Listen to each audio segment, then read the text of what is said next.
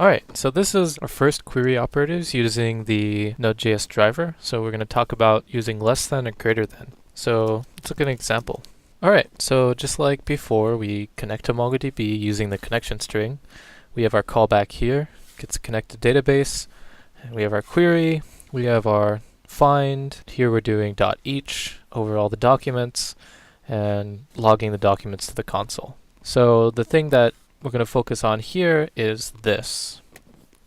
So $sign is actually reserved character in MongoDB, and it tells MongoDB, hey, this is a query operator, among other things. So if you do $sign greater than, you're saying, okay, this is a query operator. It means I'm looking for anything greater than this value. So here we have grade. So before we were looking for all the students that had grade of 100. But what if you wanted to look for all the grades in a range or some other function of the grade?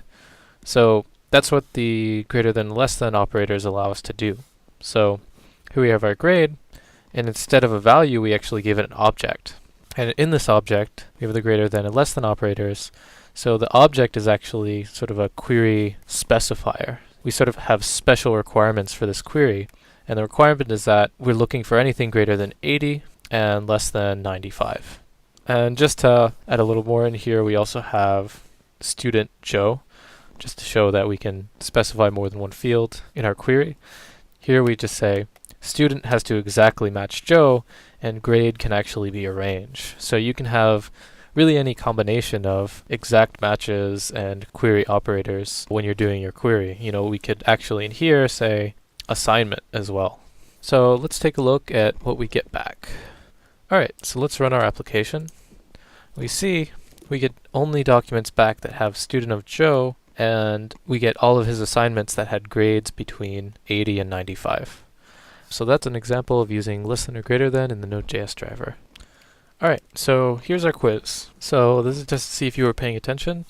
This is a quiz about using the $sign greater than and $sign less than operators.